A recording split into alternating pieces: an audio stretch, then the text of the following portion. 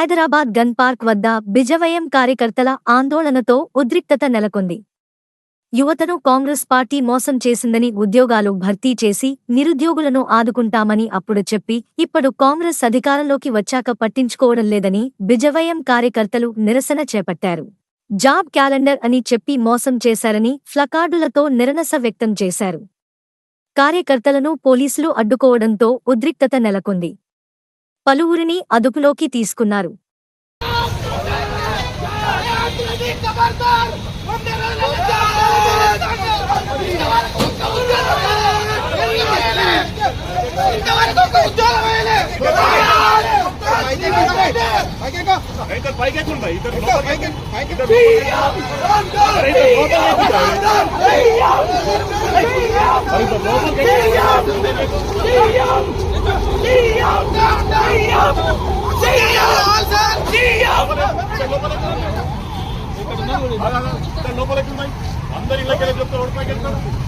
ప్రభుత్వం వచ్చిన తర్వాత 100 రోజుల్లో నిరుద్యోగులకి 4000 పదాలు నిరుద్యోగ వృత్తి ఇస్తా ఉన్నారు.